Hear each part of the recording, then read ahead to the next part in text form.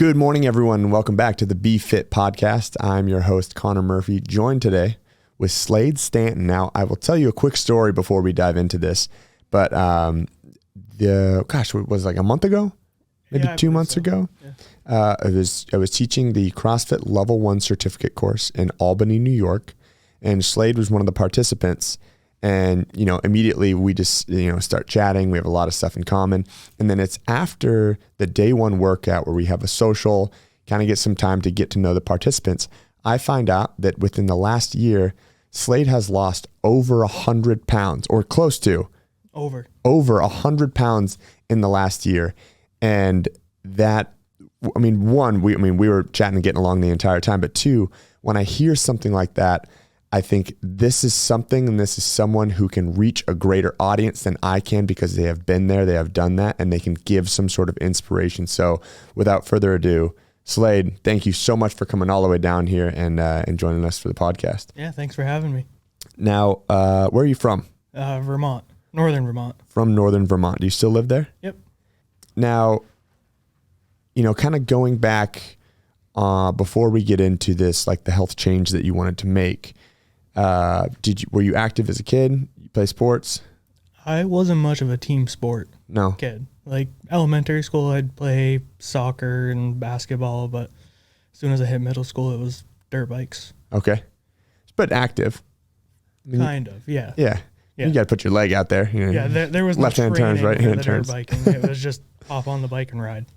All right, and then what do you do for work? Plumbing and heating. Plumbing and heating. Yeah. Essential, especially up in Vermont. Yeah. And those Northeast. Yeah, it's really cold up there already. And so when you were at your heaviest weight, how much did you weigh? 320. 320 pounds. That's two combined humans. Yeah. It's you and someone else getting together and creating one human. And at 320 pounds, just kind of, what was the quality of your life like? Man, I want to say it wasn't horrible. I was still, I didn't have issues moving, but I hurt all the time. Knees, back. I broke my shoulder dirt biking, and that just kept getting worse and worse, the heavier I got. But, I was still fairly active, still, went for hikes and whatnot, but nowhere near like I do now. Yeah. Well, I can imagine that. And it's probably interesting because at that time, I doubt you were like, my quality of life could be a lot better. It just kind of was what it was, huh? Yeah, exactly. I was like, this is just how life's going to be. This is what happens when you're in the plumbing and heating field. Yeah. Did you find you had excuses for why you were overweight? Or was it just kind of like? It was just how it was, really. I couldn't really come up with any excuses. And then were you training? Were you in a gym? Did you think about the gym? No, I didn't think about the gym until my wife started going 6 months after we had our little boy. Okay. And even then, I didn't think about it. Yeah. And what inspired your wife to start going back? You said 6 months after having your child. What's your boy's name? His name's Luke. Luke. And how old is he? He's 2.5. 2.5 years old. So 6 months after having your son, your wife's like, hey, I want to get rid of the baby weight, or is it just like, hey, it's time to start training? What was her motivation?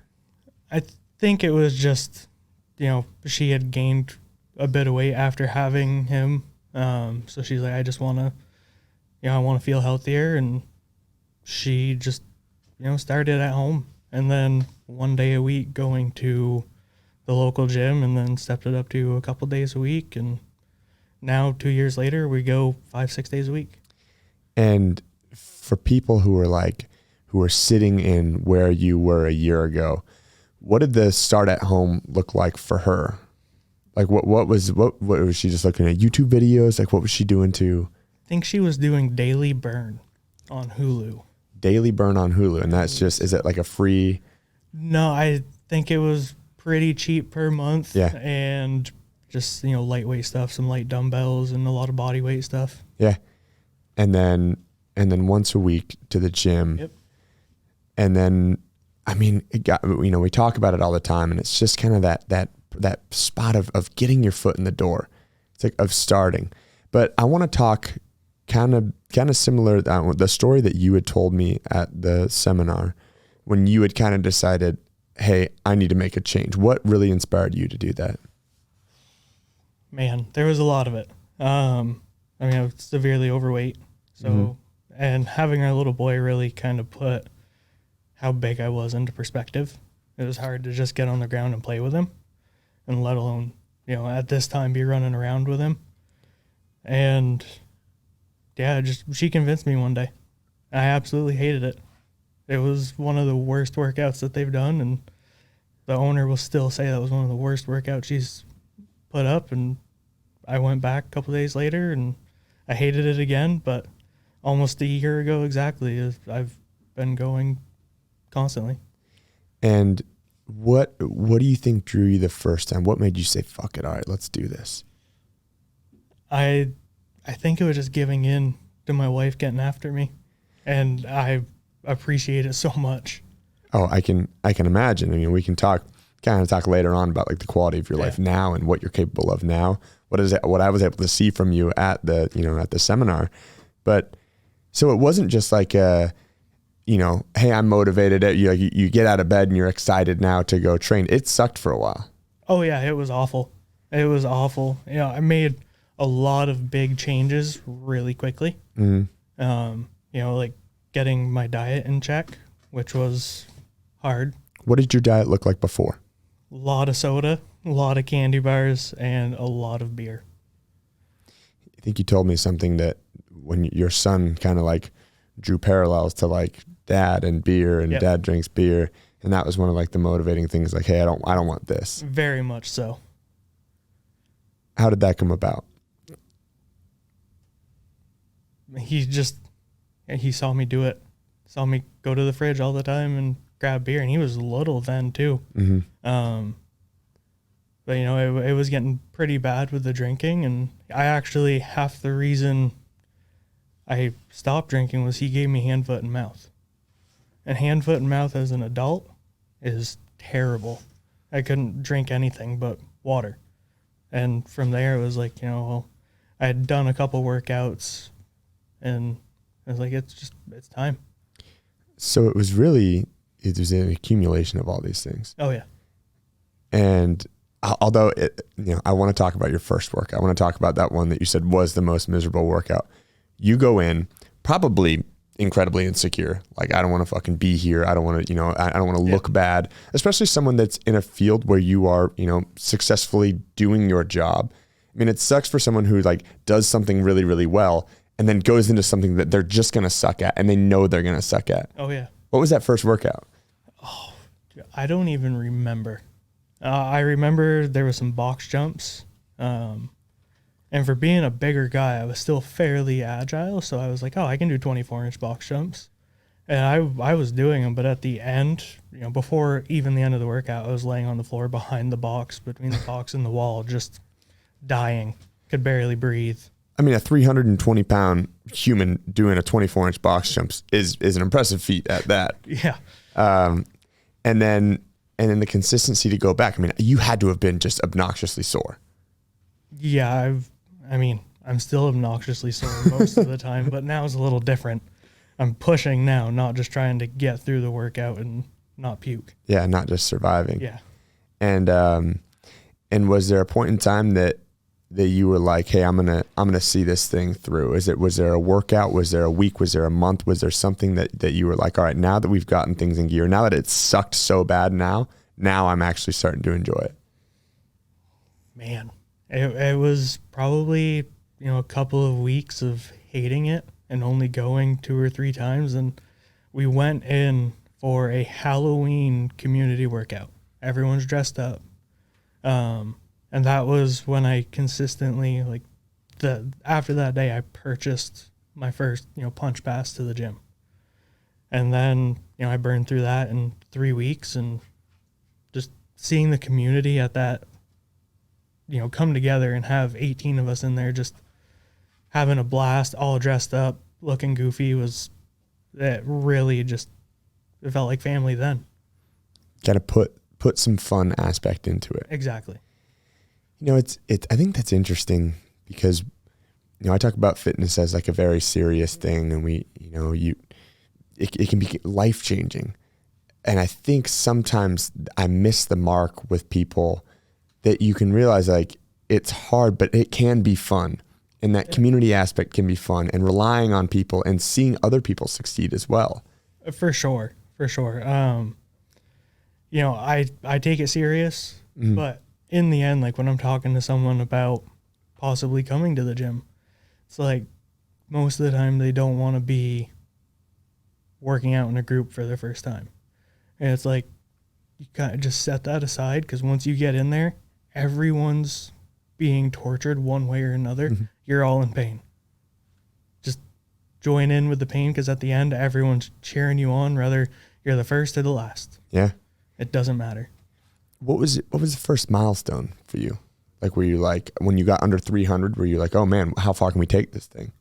Yeah, I'd say under 300. Once I hit like 285 was kind of big. That was the weight I was before my wife got pregnant. And she was really sick during the end of her pregnancy. So it was eating a lot of candy, staying up late at night, and just not eating right and stressed out. So once I hit that, I felt pretty good. And then after that, I was like, okay, I want to see 220.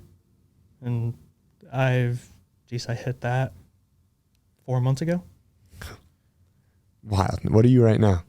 Like 212, roughly. What is there now? I'd probably imagine there's not as much like a goal weight as there is what you want to be capable of, what you want to do, performance markers. Yes and no. Like I want to kind of hit that 200 mark, mainly for performance. Yeah. Making some of the, handstand push-ups and, attempting muscle ups to be a bit easier. Yeah. But really it's just more performance based now, not to get lighter, as far as just saying I'm 200 pounds. Yeah. And why I love CrossFit so much is that you can still have those goals, like, hey, I want to lose weight, but like along the way, there's so many milestones, because there's so much stuff that you wouldn't do in a typical gym. Do a handstand against a wall, do a handstand push-up, do, a kipping pull-up, doing pull-ups, doing muscle-ups, getting to the point where it's like as soon as you think you're good at one thing, you find something else that you suck at, and it's like getting your double unders. And so there's all these little mini milestones that, your overall goal to get to 200 pounds, you're still going in that direction, but you're getting these small wins. Yeah. I mean, double unders are still a wicked struggle for me. I've been fighting with those since I started. Yeah. But no, I mean, like everything, like handstand push-ups, for example, I've been doing those strict since I was 250, and everyone was, like, how are you doing them strict? Why aren't you doing them kipping? And it's like, I couldn't figure out kipping. Yeah. And I still can barely figure out kipping, but it's the progressions of everything has just been amazing. But do you know how mind-boggling that is to someone who currently, if they happen to be listening to this, that's 320 pounds, to think that I am capable of a handstand push-up? If you were out there and you weigh 320 pounds, you, likely not in your current state, but with the right diet and exercise, you're capable of doing a push-up upside down. Yeah. I mean, doing a regular push-up for some people is like, fuck, I don't know if I'll ever get there. Yeah, that was, it was just doing a static hold against the wall in a handstand was, a milestone for me. And then, it was it was an old open workout we did one time with handstand push-ups. So I was like, I'll kick up and try. And I was able to drop down, but my arms were shot. So next time I went in, I was able to just do a couple of them, and it was incredible. Absolutely incredible. Which open workout was that? Was that the one with the rowing and the wall balls before the handstand push-up? Yeah, it was like rowing, wall balls, and deadlifts. Yeah. Yeah. Fun. Yeah, fun's a weird way. We have a weird, like people who do CrossFit, they have a weird way of describing like fun. Very much so. But I remember that one because there were, there's all these like new standards. Like everyone's trying to figure out what the proper standard is to to measure handstand push-ups, and there was like the heel over the wall or the lockout or the grip position on the box. But those skill pieces are so cool in the open, because is it going to be excluding, or, you know, it's a little bit more exclusive because it's a harder movement. But people there's a progression. Everyone can row, everyone can do, you know, the wall balls, or people can, you know, attempt for the RX on them. And then they get this opportunity that they probably wouldn't before, because you may scale with, you know, dumbbell strict press, seated strict press, doing a bunch of other cool things. But now here's the time, hey, you get to try something brand new. And those are the things that continue to push people to say, hey, well, what else are you capable of? What else can you do? For sure. I mean, I was actually just watching videos of 22.1 that my wife had taken of me with the wall walks and dumbbell snatches. And I was like, man, I went so slow. Like I was knocking out wall walks the other day with ease, no issues. And watching myself struggle then was like, it was painful to watch. Yeah. But it's, you know, that was 8 months ago. So it's crazy how much of a change you can make in a year. It's part of the journey, right? It is, for sure. Now, I'm sure it wasn't all, you know, sunshine and rainbows. Were there ever any setbacks? Did you ever find yourself, I don't want to say this as like relapsing, you know, as like, you know, just coming home and drinking like an 18 pack, but did you ever find yourself where you're like, that, you know, where you weren't as motivated, and how'd you get out of that? I can't say really that I haven't been motivated. I'm kind of one of those people that if I gonna do something, I'm gonna go in 100%. You know, there's times where my diet isn't the best, but I still hit the gym 5-6 days a week. You know, if I'm not hitting the gym, we'll go for bike rides with a little boy, or, you know, play outside, do something to stay active. But I haven't really hit any, like, go pound a bunch of beer and feel awful, and I don't want to feel like that again. Yeah, man, it's cool to hear, because I think even in, you know, in my fitness struggles, there's been times, you know, if I didn't, you know, years I didn't qualify for the games, and then you take a week and you're like, oh man, like this sucks. And, you know, it's almost like a little bit of a reset. But similarly, I think sometimes people get derailed by that. So like when you say, hey, my nutrition wasn't the best, but you were still staying consistent with your exercise. But even though your nutrition wasn't the best, you're still moving in the right direction. Yep. You can have like a couple of days. Now, when you say it wasn't the best, what is it, you know, what does that usually entail? Maybe I'll grab like a candy bar or a no-bake cookie. Yeah. I mean, the no-bake cookies have been kind of my pre-workout as it's been getting colder. Good little snack. Yeah. But other than that, usually just having a little bit more food than what I've allotted for. Yeah. That's pretty much it.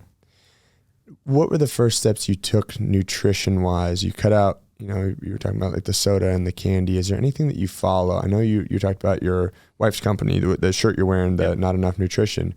And this is more so speaking like I want you to kind of tell the people listening to this, like here were some of the steps that I took and that you can take in order to get on that path. What were like some of the initial things, and then what you continued with? Really, you know, a lot of it, first step was cutting out the super high sugar, high calorie. And then my wife helped me a ton. She started doing her own macro tracking pretty much when she started at the gym. And she just, through trial and error, figured it out for herself, figured out what worked. And she would help me, I mean, to the point where she would make every meal for me and prep it, weigh everything out. And then as time went on, she has trained me to do it. So now, you know, I make our breakfast and, you know, make my own lunches, and, you know, just, I know how to track, but she's been the big proponent to helping me. And she has seen a ton of success from starting 6 months after Luke, right? Yep. And I mean, let's talk about even her journey, because she's lost a significant amount of weight as well, right? Yeah, she's lost, I believe she's right around 70 pounds. And, you know, she's killing it in the gym, killing it with her nutrition and, helping out her clients, and an awesome mom. It's amazing watching her do everything she does in a day on top of helping me with my business. That's incredible. And I would imagine your guys' relationship is that you were both helping continue to drive each other to succeed. Very much so. In the beginning, when she started, it was she'd come home and talk to me about the gym, and I'd just get up and go grab another beer.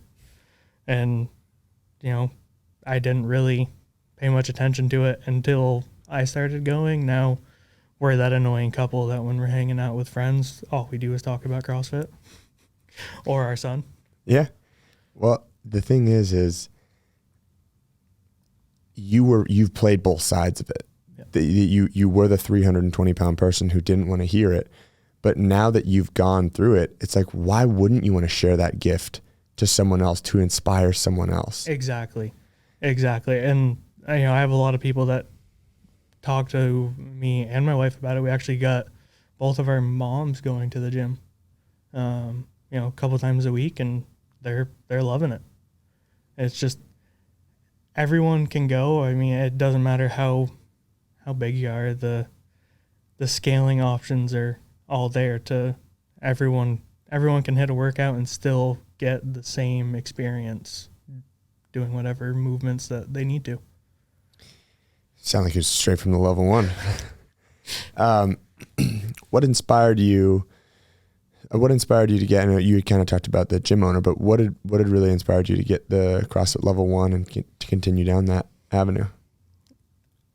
I just love everything about CrossFit. The community, everything that comes with it, and I mean, there was a local Level One up like an hour away from us over the summer. We were gone, and it's just trying to find one close to home. But I was like, I want to start stepping in that direction to, even if it's just a substitute coach when they can't find anyone at the gym, to just be able to help them out and step in. And I've actually started shadowing with the owner last week, so hopefully that'll go good and I can start helping out more.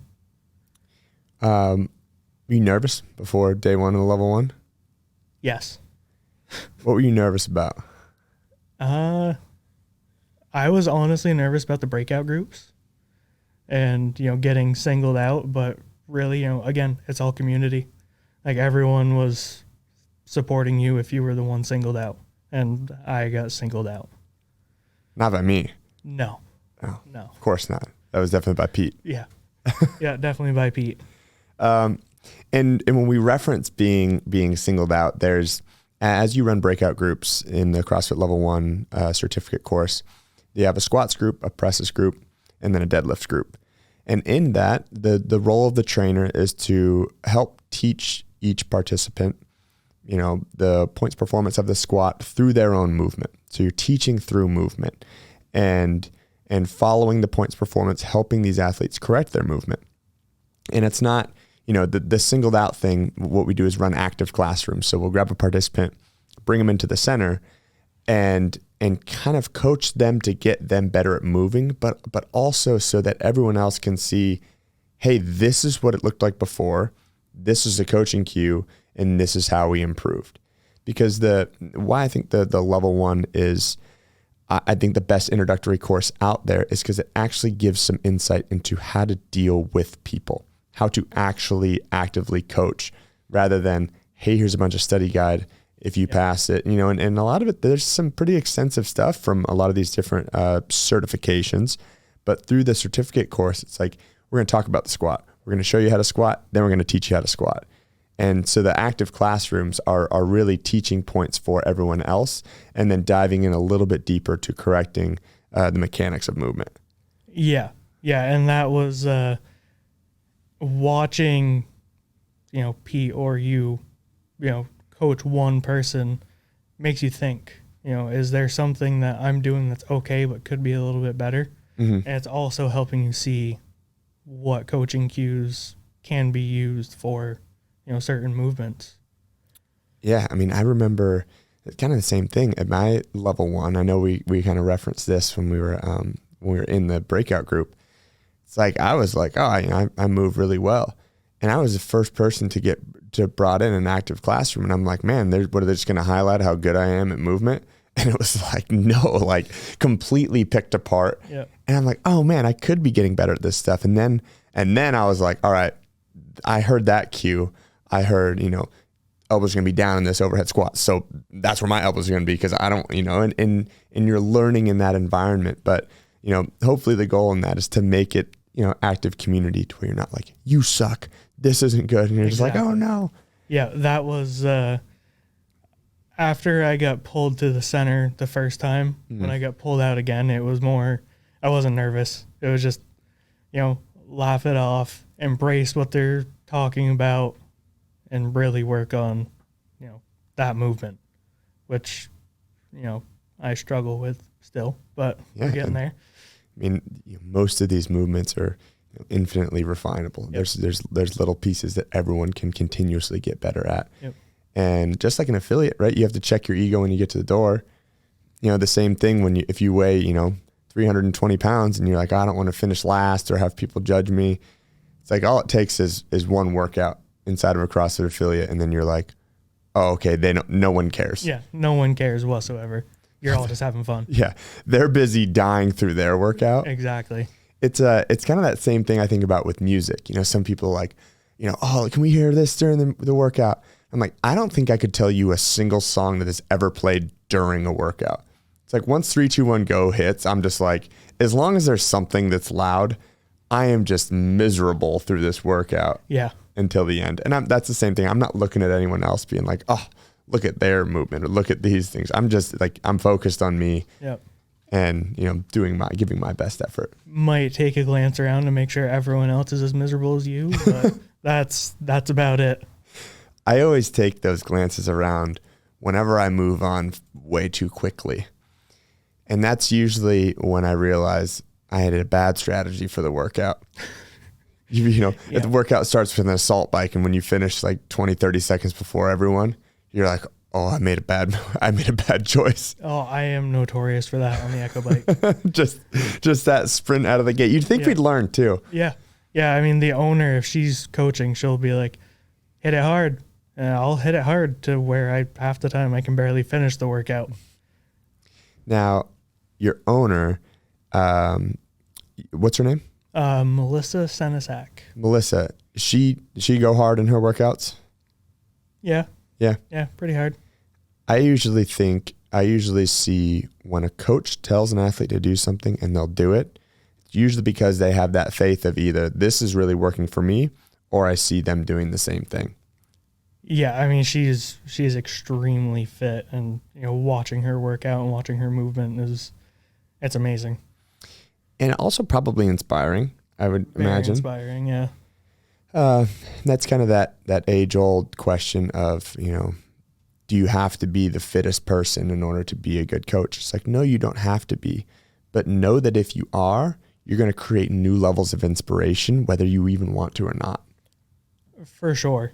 I've heard you talk about that a little bit on a couple of previous episodes, and I definitely can agree with that. And it's not, I don't want anyone to get wrapped around the axle of it being like, hey, if you're not, then you can't coach. Because here's the thing, you're going to be able to speak to people that would never listen to me. I grew up as an athlete. I've always been like a hard gainer, so I was always like a skinnier kid. Found CrossFit, found like the fitness sides of things, but there's just things that I'm not going to be able to relate with someone about. And now you being as fit as you are and gone through the journey, it's like you have this whole nother audience because of the struggles that you've seen that is now going to create more of a conversation with these people, and they're going to listen. And I think that's so unique and so cool. Yeah. I'm losing 100 pounds. A lot of people don't recognize you. And when they finally realize who it is, they're like, I want to do what you do. I've brought a couple buddies to the gym, and they loved it. I haven't seen them again, but they loved it. Yeah. They couldn't walk right, but they had some fun. Yeah, I think sometimes that ego check too, when someone I would imagine there's probably a good amount of people who saw you at 320 and now your fitness has far surpassed theirs. And if they're going to come into the gym, you're like, oh, well, I still got to go hard. I still got to like prove myself. And in your head, you're like, hey, you're not going to be anywhere near me. But then as people have that like ego, like, oh, I want to go harder, do this. Yeah. And, if I bring buddies to the gym, I notice that, they're taking some time. Like I'll slow down and kind of grind it out with them. That way they're not the absolute last person, to finish. It's, for me, a lot of it is community. I mean, that's half the reason we haven't moved out of state is, gym family and our normal families. That's awesome. How many people do you think you've had conversations with about losing 100 pounds? Pretty much anyone I have known in the past 5 years. I've got buddies I worked with for 3 years that I see now and they don't recognize me. It's like I got to walk up and reintroduce myself. Even customers that I've done work for 2 years ago, they will reintroduce themselves like they've never met me before. And it's like, oh, I did a job for you a couple of years ago, but I've look a lot different now. Does that usually draw a conversation of what are you doing and how did you do it? Most people, yeah. Yeah. Yeah, and I'll be the first one to say like, come join me in a workout. This is where the gym is, and let's have some fun. And with zero like CrossFit Level One knowledge of describing or explaining CrossFit, I still believe that is the best way to tell someone what you're doing. Come join me for a workout. Yeah. Yeah, and a lot of people you tell them some of the movements, they're like, oh, well, I can't do that. It's like, you don't have to do that. Yeah. It can be scaled down. If you can't do push-ups, from the ground, go from your knees. If you can't go from your knees, we'll figure something else out. And I think people have this misconception too, that like everyone is the fittest person on earth. Everyone is like a CrossFit Games athlete that goes to a CrossFit gym. Yep.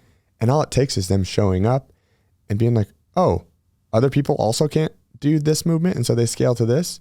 Oh, other people, wow, that person's scaling more than me and you've been doing it for, it's like, there's all sorts of different things. You'll be a champion one day, you'll finish last place the next day because there's like all depending on what your experiences are. Yeah. And, man, it's just, it's unique to see or to hear someone from going from probably scaling most everything to now, getting into that point where you have to like explain it to other people. But again, it makes more sense. I've never had to scale a handstand push-up. So to speak to the physiology of it, I mean, obviously I've helped other people scale handstand push-ups, but I can't tell someone, hey, I've struggled to get upside down. I know exactly where you're at. Here's the process that it took to get to me where I am today. Shockingly, I've actually never scaled handstand push-ups either. No? No. So even at 320, you were just like... They don't pop up much in the programming. Okay. So by the time I got to like 250 is when we started doing, I'd see them a little bit more. Yeah. And after that, I could do, I'd do 2 or 3 and then maybe change it up with, some of the strict press. But from the get-go, I've been able to at least get inverted and do a couple. Oh, that's awesome. I mean, a 250-pound human being, regardless of what they look like, doing a handstand push-up is incredible. I think about trying to do a 250-pound strict press, and I can tell you right now, that is not in the cards for me now, previously, at my fittest, or for the rest of my entire life. I never thought of it that way. Yeah. Ain't going to happen, man. You give me a little hip drive, give me a push press or a split jerk. Yeah. But a strict press, man, 185 for your boy is tough. Yep. Yeah. I'm going to have to try that now. Just a strict press 250. That's amazing. I mean, if I can do the handstand push-up, I'll give it a go. Yeah. Now, slightly different. You also don't have to, push the weight of your arms. There's a little bit of different leverage stuff in there. But, yeah, I mean, I'd be willing to bet your strict press is significantly stronger than mine from the experience of you repeatedly doing handstand push-ups. And, a lot of it, too, is people see, like, the barbell work and, more like the powerlifting stuff. And they're like, your numbers are, they're crazy for the gym. but I also carried around a lot of weight for a long time. You had a 100-pound weight vest on 100% of the time. Yeah, exactly. People like, oh my gosh, you put a 20-pound vest on for Murph? You were like, yeah, I mean, I was doing 100% of the time wearing a 100-pound vest beforehand. Yeah. And now, I mean, but I obviously imagine significantly stronger from the actual physiology of your muscle fibers, but as well as now when you're moving, you don't have to move as much weight. Exactly. Yeah, I'm not moving the 100-pound weight vest anymore. So if I can add that to the bar, it feels a little better internally. That's awesome. What is your what's like your wheelhouse workout? If you're going in there and you're like, I'm going to beat everyone in this workout, what is it?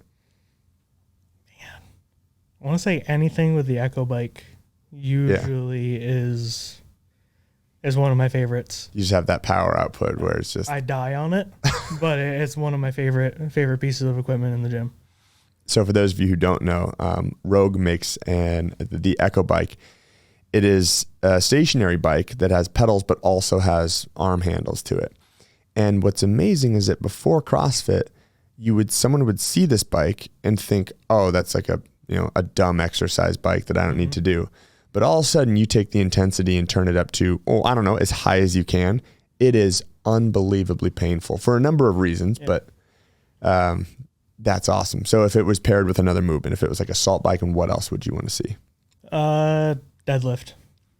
A salt bike deadlift. Can I tell you that would probably be my worst workout? That's been one of my favorite workouts we've done. A salt bike deadlift? Yep. Yeah, ascending reps on the deadlift every round. Ooh, I like that. So what's the workout? Oh man, I think it was like 15 calorie Echo bike, and then it was 3 deadlifts at 315, and then calories and 5 calories, 7 AMRAP, I think, for 18 minutes. 18 minutes. I think so.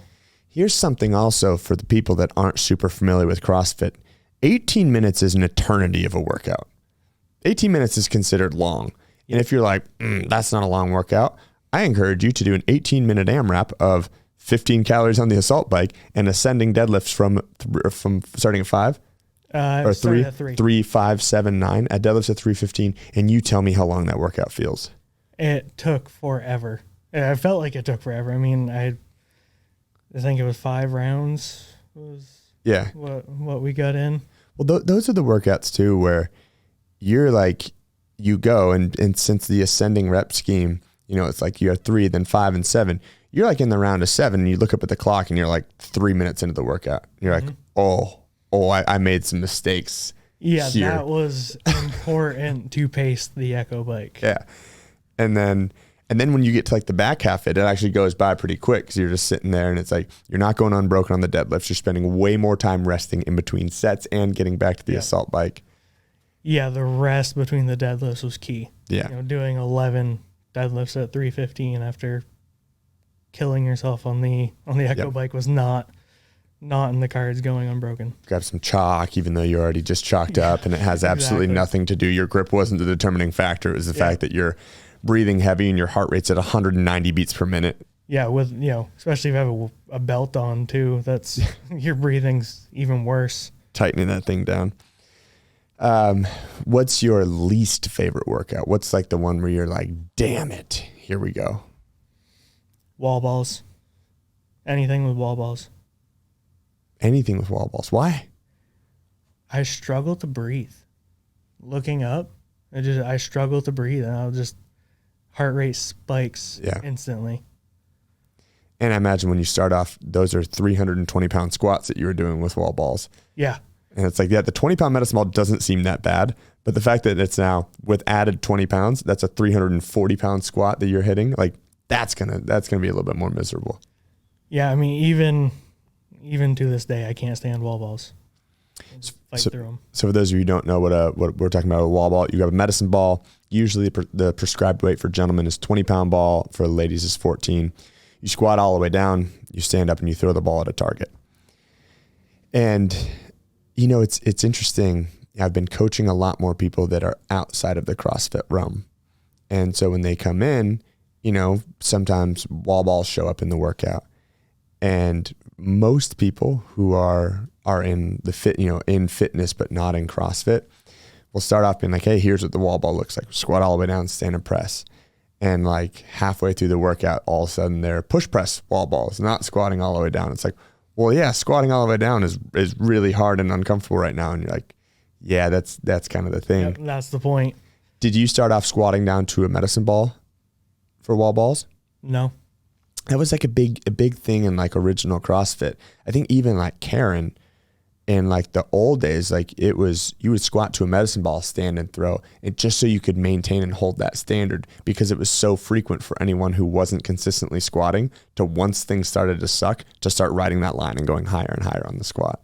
Yeah, I find once it starts to suck, I just will drop as low as I can. My legs hurt. It's like, yeah. I'm not stopping myself. Not holding tension, not hitting that like just below parallel angle where you're like your quads are just absolutely on fire. Yeah. I'm the same way with flexible ankles. It's like my butt is touching my heels as a necessity to continue to do wall balls, not necessarily because I'm trying to hold the standard. Yep. So wall balls here, wouldn't expect that. How do you feel like running? Like if you were to go into the gym and it's like today's workout is a 5K run, handle that? I could handle it. I mean, I ran my first mile since high school probably 4 months ago. In a workout? Or just I went into the gym one day and they were doing class and I just took off running and ran a mile. What was your mile time? I think I'm averaging like 7:45, 8 minutes, somewhere in there. And that's a quick clip, especially when we're running, multiples. Do you have any, outside of the 200-pound goal, what are some of your goals fitness-wise, objective, like fitness measures? Have you gotten that strict muscle up yet? No. We were so close at the seminar. No, I've been working on it here and there. Yeah. I mean, muscle ups are definitely a huge goal. I've got a lot of I want to deadlift over 500 pounds. Where are you at right now? 455. Not far off, but it's gonna take a bit. Yeah. Yeah. Well, especially now, granted, again, I always try to unravel things for people who may not be as experienced in this. If your only goal was to deadlift 500 pounds, you wouldn't be very far away and it wouldn't take you very long. Yep. However, when our goal is a general physical preparedness, it's not as focused on one thing. Because if all you were going to do is focus on that goal, we could eat a little more. We could start to gain a little bit more weight to move a little bit more mass and train a little bit more specifically in that realm. But that's not the singular goal, right? It's the overall fitness while increasing yourself to that 500-pound deadlift to why you're not closer to just doing that. Exactly. With all the other goals, like, double unders are a huge goal. Mm-hmm. The muscle ups, getting more proficient with cleans and snatches. Mm-hmm. We're currently in a cycle for Olympic lifts, so that's been nice with the hip drive. Yeah. And actually learning how to get under the bar. That rack position. That's getting better. Yeah. Working on it. Working on it. Yeah, shit. You and I both, man. That is, that's going to be a struggle for quite a while. That was, I've been in the same boat with the stuff going on with my elbows, but I found the more I spent time warming up and working on it and doing, even just like rack pulls, like getting out of the rack, like forcing it to be in that position, like taking a little bit more time to warm up to those positions. It just helps your overall fitness. Yeah. I've always used to rely on, let's get some more weight on the bar. Yeah. It's going to force me there. Mm-hmm. But also with it being tight, it kind of, it scared me a little bit putting too much weight on the bar. I don't want to be an idiot. Yeah. And, I was always that same person when I first started training. It's like, if I put 135 on there, it's going to be against my shoulders. And then the workout Jackie came out, which is 1,000-meter row, 50 thrusters with an empty barbell, and 30 pull-ups. Well, I struggled significantly at that workout because I couldn't get that bar to sit in my rack position because it was only 45 pounds. So here I am squatting with it above my rack position, so it's moving all around. I don't have a base to press it off of with the thruster. So I'm having to break way more than I typically would have. someone who I could beat in the workout, Fran, now I'm losing to in this because I suck at that lighter weight. Yep. It's like, hey, that's a weakness. Let's work on it. Don't rely on that heavy barbell. Yeah, and that's been key, is just doing some of the mobility work to help with the rack position. It is getting better. Yeah. PVC pipe's always going to look bad. Oh gosh, it's so hard. With a barbell, I can actually get there now. Yeah. So that's nice. That's good. I mean, again, it's like a lot of time the PVC work that, makes it work with everything else. I've always told people, if you can put a PVC pipe in your rack position, full grip, and it's touching your shoulders, I'm not worried about your rack position at any weight. If that's what's happening, like I'm not concerned about it. But if it's like, hey, this is what it requires and this is like the positioning that I need to do, it's like, well, you can get better. Yeah, front racking PVC, it's in my chin and I got 2 fingers on the bar and that's about it. Chin tucked down, just sitting there bending the PVC pipe. Yeah, me too, man. What was your favorite part about the course, about the seminar? It's hard to pick one thing. Mm-hmm. I love the breakout groups, but I also love like the in-depth demonstration and explanation of you guys up front, like going over each movement and, a coaching cue for each thing that could go wrong. It was an absolutely amazing weekend. I love that. And it's not, I'm not like trying to like toot my own horn. I didn't write the material. I was just as inspired as you were when I took my level 1 to want to continue down that road to eventually be on seminar staff. And, to be able to work with guys like Pete and people that we work with all around the world. Yeah. It's just such an incredible course. And I try to tell people, the same thing. Obviously the barrier of entry to taking the level 1 seminar is a lot higher than someone just participating or joining a class. But I always try to tell people, it's like, I could talk till I'm blue in the face, like, but if you're interested in it, like, just take it, because for me, it was life-changing and it helped redirect what I was going to do and what I was going to focus on. And then for some other people, it just provides a little bit more of that, in-depth understanding or knowledge to either utilize it for their own fitness or to help other people as well. Yeah. And it was amazing seeing how broad the experience was within the class. Mm-hmm. There was a person there that was their first experience with CrossFit. Yeah. And then there was also a person there that had been doing it for 10 years. And it was just, everyone was doing the same thing. I find that's a lot of people are terrified of that when signing up for the level 1. They think everyone in here is going to be a games athlete. And it's like, once you walk in, you're like, oh, there's going to be people who are fitter than me or going to finish faster than the workout. There's going to be people who have to scale the workout because they haven't ever done it before. Yeah. Or because they have pre-existing injuries and they can't get into the front rack position. Some people were using dumbbells on it. Some people couldn't squat for some other reasons. And but at the end of the day, everyone, goes through the same course. Everyone has to participate in some way, shape, or form. But I think the content in it is so profound to allow everyone that inclusive environment. Yeah, it was great. And then having you guys are top notch, just right there. Any question that was asked, you had an answer for it. We also have like an FAQ in there to where it's like frequently asked questions. Gotcha. So a lot of them are CrossFit's answers, but you get enough experience just doing it. And there's not a single person who dons that red shirt, the seminar staff shirt, that isn't so obsessed with CrossFit that if they don't know the answer, they will search, dig, and find out. There's also a lot of trainers, and there's times on staff when someone has asked me a question, it's like, I don't know if I know the full answer to that. And then, you have a course administrator or, the flow master who can like help out and answer it. But because of the care and passion that we try to portray to everyone else, it's like, it's not going to happen twice, because I want to know, I want that answer, not so I can look cool, but so I can help give that information to someone else and help, direct someone that continue down that path and, help them. Yeah. What, so you've been interning or kind of like shadowing. Yep. Have you coached at all? Not yet. No? Not yet. I just started last Monday. Oh, that's awesome.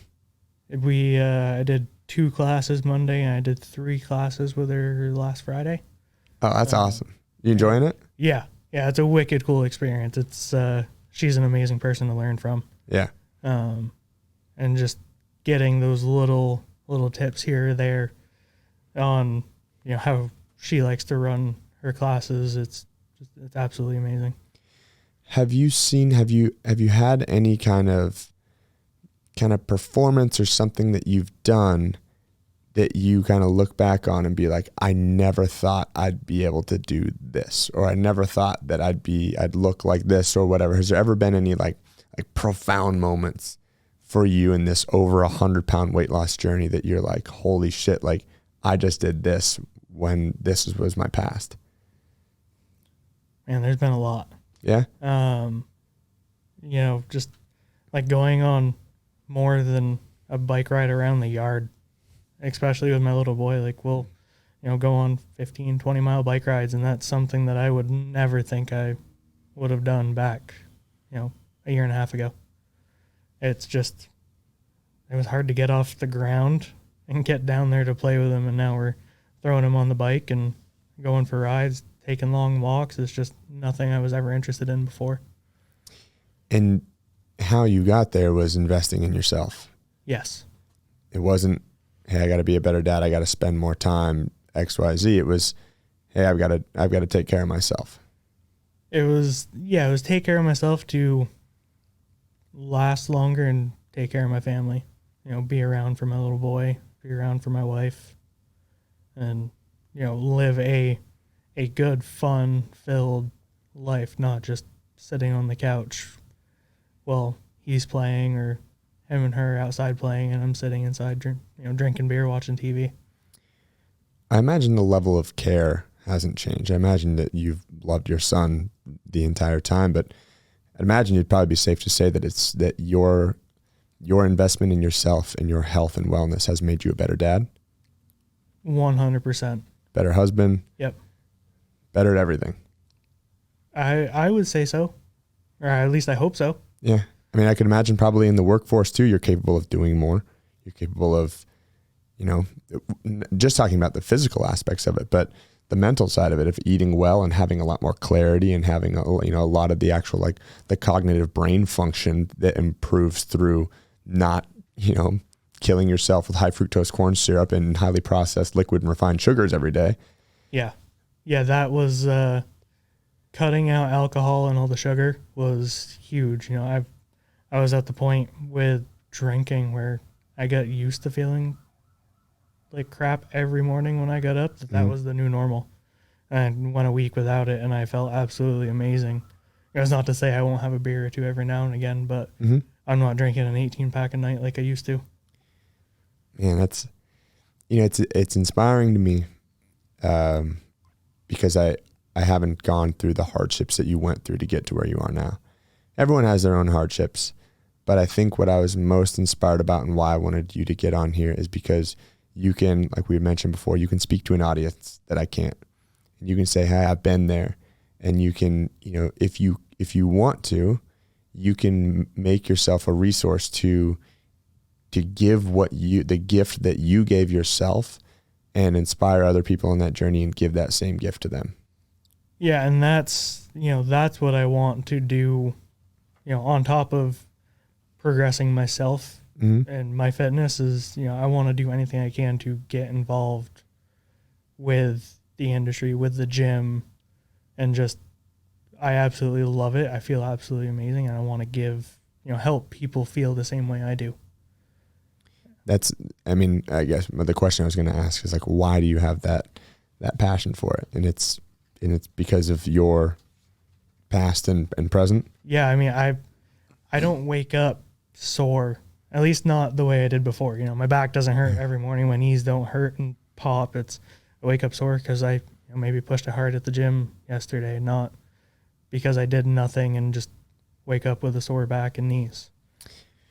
If you could tell someone listening to this right now that's like, wow, that's an inspiring story, but I don't know if I'm going to go into a gym. If you could tell someone kind of something that got you to just say yes to it? If there's anything that you can kind of like speak to that audience, what would you tell them, that person, to, you know, what could happen from this, or what, you know? Yeah, I mean, it's really just, for me, it was just get up and go. Like, I didn't want to. My wife, as I said, she kind of dragged me there for the first one, but after the first couple, it was just addicting. Mm-hmm. It was hard to go.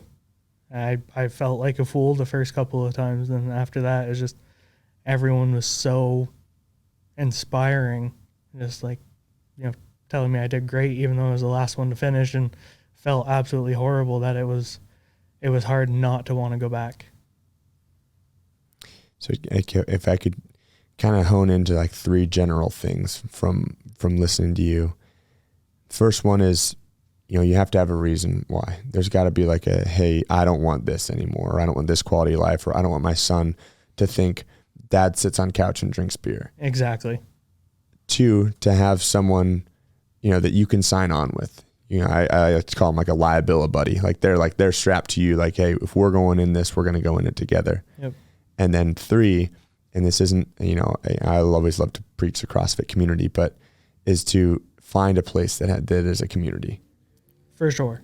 And the gym we go to isn't an affiliate, but they still do. It's functional fitness. It's very, it's CrossFit-esque workouts, and it's just absolutely amazing.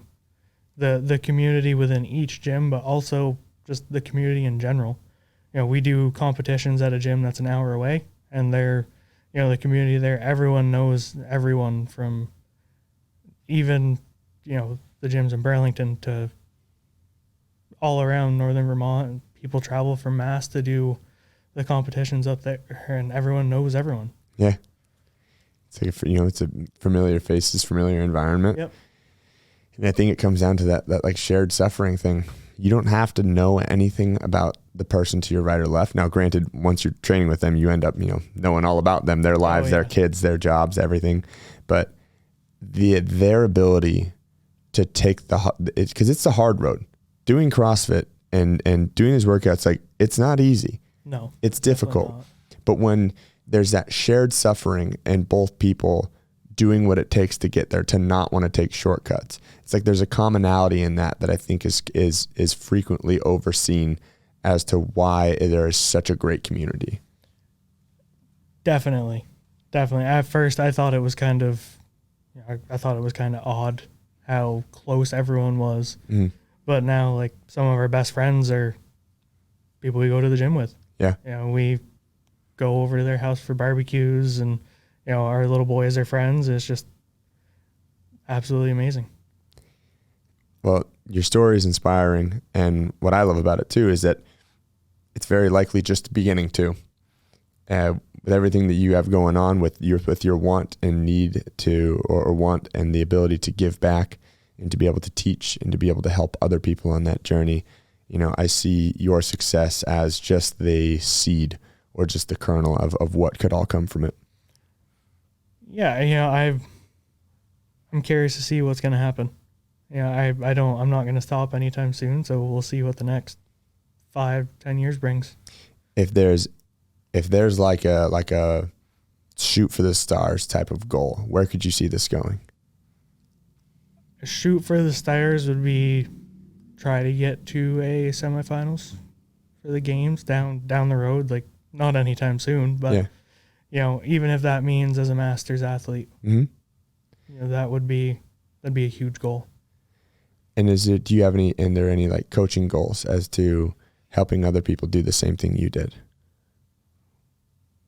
I mean, I would say so. I haven't really thought too much about the coaching aspect as far as that goes. I'm trying to immerse myself and learn as much as I can right now, and then, help out here and there where I can. But if there's someone that comes into the gym that was kind of in the situation I was in, I feel like I can really connect with them and kind of really help them, get over that hurdle of just starting. I think your story, Slayde, is nothing short of amazing. I think it's fucking incredible. And I think that this is what should be pushed and promoted from all angles of everything fitness, regardless of CrossFit. So when I see that, I think, you know, being able to tell your journey and hopefully coming on here and helping inspire people is to create some sort of business, not in the fact of, oh, I want to make millions of dollars off of this, but fuck, man, I would much rather you make millions of dollars off of helping other people lose over 100 pounds than pretty much anything else that's out there. You know, I don't know what it's going to bring within the industry. Any way I can be involved, I want to be. Amazing. You know, rather it's coaching one class a week or, you know, I can coach more, whatever that may be. I love it so much. It's changed my family's whole perspective on life that I don't really want to do anything else. If someone wants to get a hold of you from watching this podcast, do you have like an email or something that we can give? We can even put it in like the comments of the. That might be a little easier to type it out instead of spell it over. Yeah.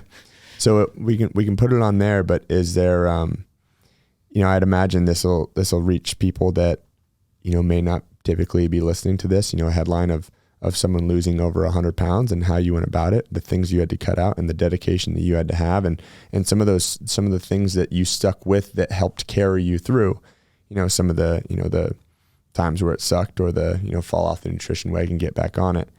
I think that there's a lot to it. And I think that you can provide something that, as much as I want to try to provide all things fitness, I can't. And I think that's awesome. What about like social media handles so people can continue to follow your journey and get inspiration from that? Yeah, Instagram and TikTok are both the same. I'm trying to get better about posting. Not that great. You and I both, man. They're both Dragon Slayder 725. And we'll put those in all the comments and all that stuff too, to be able to follow along in your journey. I'm so excited that you came down here. I'm glad we made this happen. Yeah, me too. Thank you. A lot of times it's, you have these discussions and it's either one side of it. They're like, oh yeah, I'll do that. And they have no plans on doing it, or like, hey, let's make this happen. But, being able to stay in touch with you, you've inspired me. Every weekend at the Level One seminar, there's people that I learn from. There's people that I'm inspired from, and you're incredibly inspirational, incredibly enthusiastic, just incredible to have in the course. And I can't thank you enough for coming here. And if anyone has any questions for me, you guys always know how to find me at Big Night Fitness on Instagram, or if you follow our website, bignightfitness.com, comment here in the YouTube channel or however you listen to the podcast. Always feel free to reach out. I can also, if you can't figure it out, I can get you Slayde's contact info as well. Get an email over there. If we just, as you heard from him, like, you just got to start. Yeah. That was the biggest thing. And, if it wasn't for my wife and, everyone at Deep Roots Fitness is where we go, I would probably still be sitting on the couch drinking beer. Never would have done the L1, never would have started. I would hate to see what it would be like now if I stayed doing what I was doing. Well, I think you, your family, myself, everyone else participating at the Level One, and everyone at Deep Roots Fitness is fucking glad that you made that decision and you made those sacrifices, which now probably don't seem like sacrifices. They seem like the best, like, optimal thing that you could have done. But again, can't thank you enough for joining on here, and hope to continue to follow your journey. Yeah, thank you. All right, guys, signing off. We'll see you next week.